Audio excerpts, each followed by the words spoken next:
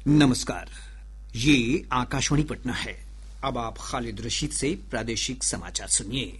पहले मुख्य समाचार।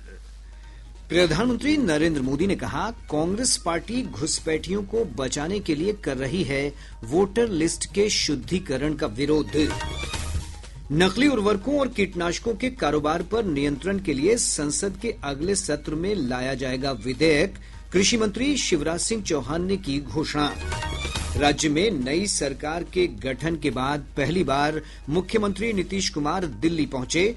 कल प्रधानमंत्री नरेंद्र मोदी और गृह मंत्री अमित शाह से करेंगे मुलाकात।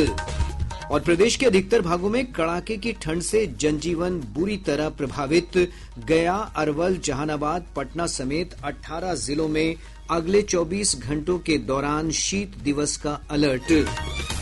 अब समाचार विस्तार से।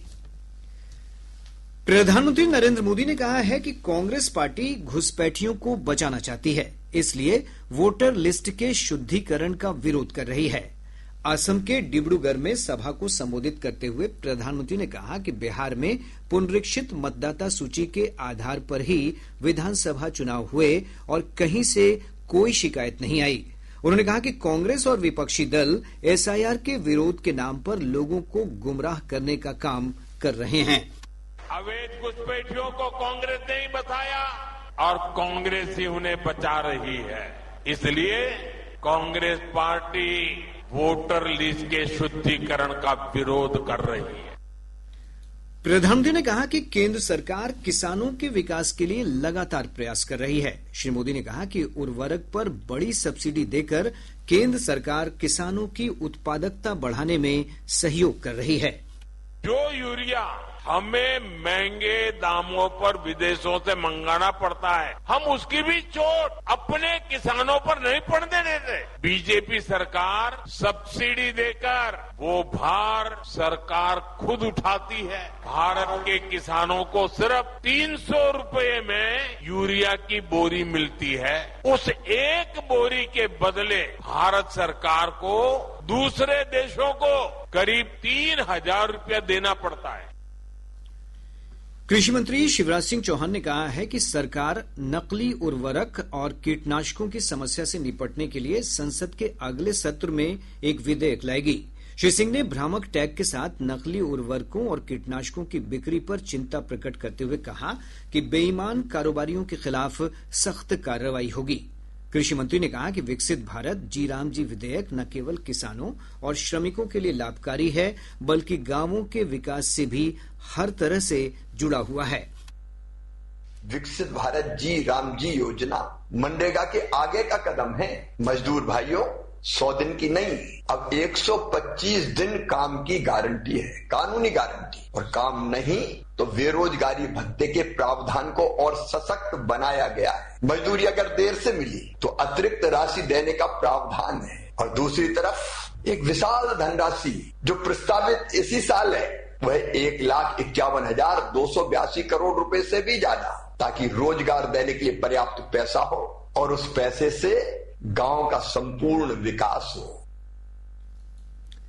राज्य में नई सरकार के गठन के बाद मुख्यमंत्री नीतीश कुमार पहली बार 2 दिवसीय दौरे पर आज नई दिल्ली पहुंचे। श्री कुमार दिल्ली प्रवास के दौरान प्रधानमंत्री नरेंद्र मोदी, गृह मंत्री अमित शाह समेत एनडीए के वरिष्ठ नेताओं से शिष्टाचार मुलाकात करेंगे।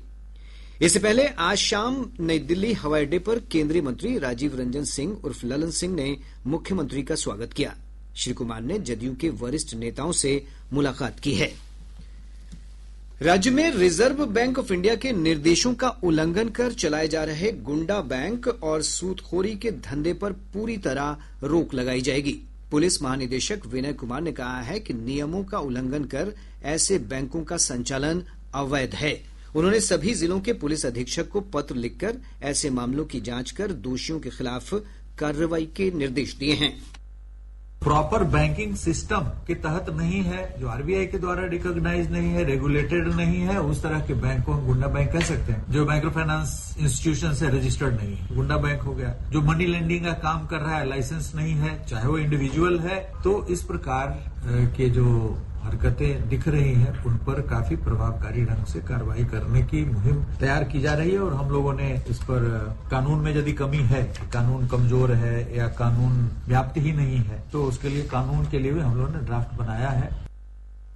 गृह मंत्रालय ने सीमा सुरक्षा बल बीएसएफ में कांस्टेबल भर्ती के लिए पूर्व अग्निवीरों का कोटा 10% से बढ़ाकर 50% कर दिया है। इसके साथ ही पूर्व अग्निवीरों के पहले बैच को ऊपरी आयु सीमा में 5 वर्ष तक की छूट मिलेगी, जबकि शेष पूर्व अग्निवीरों को 3 वर्ष तक की छूट दी जाएगी। इस संबंध में जारी अधिसूचना में कहा गया है कि पूर्व अग्निवीरों को शारीरिक मानक परीक्षा और शारीरिक दक्षता परीक्षा से भी छूट दी जाएगी। प्रत्येक भर्ती वर्ष में पूर्व अग्निवीरों के लिए रिक्तियां आरक्षित रहेंगी। पूर्व सैनिकों के लिए 10% और ट्रेड्समैन के लिए 3% तक रिक्तियां आरक्षित रहेंगी। रेलवे इस महीने की 26 तारीख से रेल किराए को युक्ति संगत बना रहा है। रेलवे से प्राप्त जानकारी के अनुसार सामान्य श्रेणी के यात्रियों के लिए 215 किलोमीटर तक की यात्रा किराए में कोई वृद्धि नहीं की जाएगी। वहीं इससे अधिक दूरी की यात्रा पर प्रति किलोमीटर मात्र 1 पैसे की दर से वृद्धि की जाएगी। मेल, एक्सप्रेस और वातानुकूलित गाड़ियों में यह दर 2 पैसे प्रति किलोमीटर होगी। रेलवे के अनुसार किराए में वृद्धि से लगभग 600 करोड़ रुपए का अतिरिक्त राजस्व प्राप्त होगा। और अब आपके लिए बेहद जरूरी खबर। इलेक्ट्रॉनिक्स और सूचना प्रौद्योगिकी मंत्रालय ने चेतावनी जारी कर व्हाट्सएप अकाउंट को हैक करने के लिए घोस्ट पेयरिंग नाम के एक साइबर कैंपेन का इस्तेमाल करने को लेकर लोगों को सचेत किया है। एक रिपोर्ट। मंत्रालय के अनुसार साइबर अपराधी बिना किसी सत्यापन के पेयरिंग कोड का इस्तेमाल करके व्हाट्सएप के डिवाइस लिंकिंग फीचर के जरिए अकाउंट को हैक कर रहे हैं। ये धोखाधड़ी आमतौर पर तब शुरू होती है जब आपको किसी जानकार नंबर से फोटो भेजा जाता है और इसे देखने की अपील का मैसेज आता है। इस मैसेज में एक लिंक होता है जो फेसबुक जैसे प्रीव्यू के साथ आता है और आगे फोन नंबर से जुड़ी एक वेरिफिकेशन प्रक्रिया की ओर ले जाता है। मंत्रालय ने बताया कि इस तरीके से साइबर अपराधी को बिना पासवर्ड या सिम स्वैप किए पीड़ित के व्हाट्सएप अकाउंट का पूरा एक्सेस मिल जाता है। मंत्रालय ने लोगों से संदिग्ध लिंक पर क्लिक नहीं करने के साथ साथ बाहरी साइटों पर कभी भी अपना फोन नंबर दर्ज नहीं करने की सलाह दी है। आरजू की रिपोर्ट के साथ समाचार कक्ष से जागृति शर्मा। प्रादेशिक समाचार आप आकाशवाणी पटना से सुन रहे हैं। ताजा समाचारों के लिए आप हमारे एक्स हैंडल AIR News _ पर जा सकते हैं।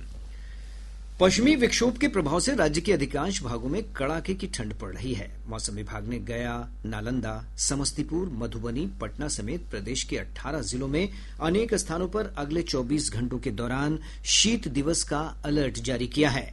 विभाग ने लोगों से अनावश्यक रूप से घर से बाहर न निकलने की अपील भी की है। विभाग की रिपोर्ट के अनुसार अधिकतर स्थानों पर अधिकतम और न्यूनतम तापमान में अंतर बहुत कम हो जाने से दिन में भी कनकनी का एहसास हो रहा है। इधर राज्य के उत्तर पश्चिम, दक्षिण पश्चिम और उत्तर मध्य भागों में अधिकांश स्थानों पर घने कोहरे की स्थिति बनी हुई है। विभाग ने अपने पूर्वानुमान में कहा है कि अगले 3 दिनों तक ठंड से राहत की संभावना नहीं है। 22 दिसंबर 2025 को राज्य के गयाजी, नालंदा, अरवल एवं जहानाबाद जिलों के कुछ स्थानों में शीत दिवस जैसी स्थिति होने की संभावना है एवं राज्य के उत्तर पश्चिम भाग के जिलों सीतामढ़ी एवं शिवहर के 1 या 2 स्थानों पर घना कोहरा छाये रहने की संभावना है, जबकि राज्य के शेष भाग के जिलों के कुछ स्थानों में हल्के से मध्यम स्तर का कोहरा छाये रहने की संभावना है। इधर पिछले 24 घंटों के दौरान गया राज्य का सबसे ठंडा स्थान रहा, जहां का न्यूनतम तापमान 8 डिग्री सेल्सियस दर्ज किया गया है। शीत दिवस की चेतावनी के मद्देनजर विभिन्न जिला प्रशासन ने एहतियात के तौर पर कक्षा 5 तक स्कूलों में पठन पाठन पर रोक लगा दी है। गया और जमुई जिला प्रशासन ने शीतलहर के मद्देनजर 5वीं तक स्कूलों को बंद करने के आदेश दिए हैं। वहीं सारण जिला प्रशासन ने 23 दिसंबर तक कक्षा 10 तक के स्कूलों और आंगनबाड़ी केंद्रों को बंद रखने के निर्देश दिए हैं। हालांकि बच्चों को गर्म भोजन परोसने के लिए आंगनबाड़ी केंद्र दोपहर 12 बजे से अपराह्न 2 बजे तक खोले जा सकते हैं। इधर घने कोहरे के कारण दृश्यता का स्तर अत्यंत कम होने से रेल, सड़क और हवाई यातायात प्रभावित हुआ है। पटना, गया, दरभंगा और पूर्णिया हवाई अड्डे से कई विमान रद्द कर दिए गए, वहीं कई उड़ान देर से संचालित की जा रही है।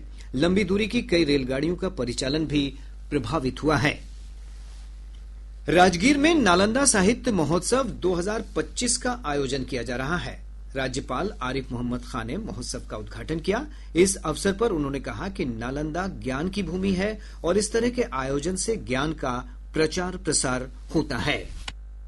बहुत अच्छा है, बहुत खुशी हुई है। इतने सारे साहित्यकार, कला प्रेमी, साहित्य प्रेमी सब जमा हुए हैं यहाँ। नालंदा ज्ञान की भूमि है। नालंदा में ये आयोजन हो, इसका स्वागत किया जाना चाहिए और इसको एनकरेज किया जाना चाहिए। हर तरह से जितना उत्साह हम बढ़ा सकें वो हमें बढ़ाना चाहिए और इससे ज्ञान का प्रचार होता है। यही हमारी संस्कृति का मुख्य आकर्षण बिंदु ही ये है। इस अवसर पर कांग्रेस सांसद शशि थरूर, नालंदा विश्वविद्यालय के कई वरिष्ठ पदाधिकारी और अन्य गणमान्य लोग मौजूद थे। पाकिस्तान ने पुरुष अंडर 19 एशिया कप क्रिकेट का फाइनल मुकाबला जीत लिया है। यूएई के दुबई में खेले गए खिताबी मुकाबले में पाकिस्तान ने भारत को 191 रन के बड़े अंतर से हरा दिया। पहले बल्लेबाजी करते हुए पाकिस्तान ने निर्धारित 50 ओवर में 8 विकेट के नुकसान पर 347 रन बनाए। लक्ष्य का पीछा करते हुए भारतीय टीम 27वें ओवर में ही 156 रन के स्कोर पर सिमट गई। दरभंगा जिले के पंचोब में शरद महोत्सव का आयोजन किया गया। इस दौरान जरूरतमंद लोगों के बीच कंबल का वितरण किया गया। मुख्य सचिव प्रत्यय अमृत ने आज मुंगेर जिले का दौरा किया। इस दौरान श्री अमृत ने जिले में मुख्यमंत्री नीतीश कुमार की प्रगति यात्रा के दौरान घोषित विकास योजनाओं की प्रगति की समीक्षा की। शेखपुरा जिले के सदर प्रखंड अंतर्गत कुसुम्भा गांव में प्रशासन गांव की ओर अभियान के तहत जन सुनवाई का आयोजन किया गया। जिलाधिकारी शेखर आनंद ने लोगों की समस्याएं सुनी। रोहतास पुलिस ने जिले के अकोढ़ी गोला में 9 दिसंबर को हुई गोलीबारी की घटना का खुलासा कर दिया है। डीएसपी अखिलेश झा ने बताया कि गांजा की लेनदेन को लेकर 2 पक्षों के बीच विवाद में गोलीबारी की घटना हुई थी। इस मामले में अब तक 6 अभियुक्तों को गिरफ्तार किया गया है।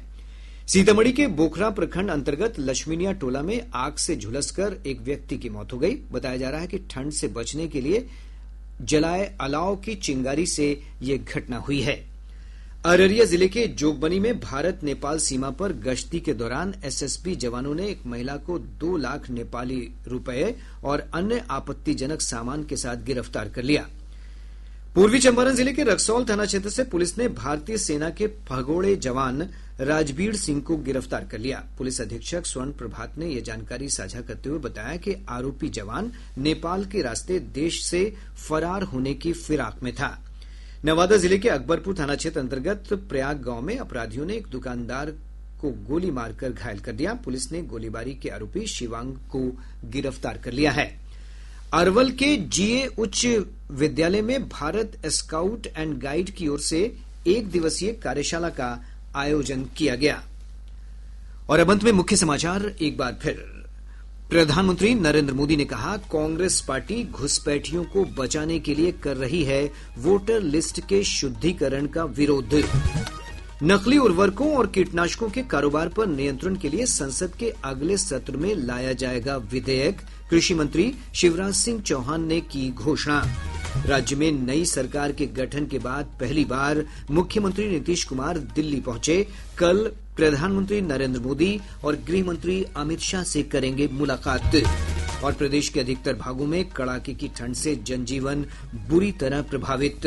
गया, अरवल, जहानाबाद, पटना समेत 18 जिलों में अगले 24 घंटों के दौरान शीत दिवस का अलर्ट। इसके साथ ही आकाशवाणी पटना से प्रसारित प्रादेशिक समाचार का ये अंक समाप्त हुआ। आकाशवाणी पटना से अगला समाचार बुलेटिन प्रातः 8:48 से प्रसारित किया जाएगा।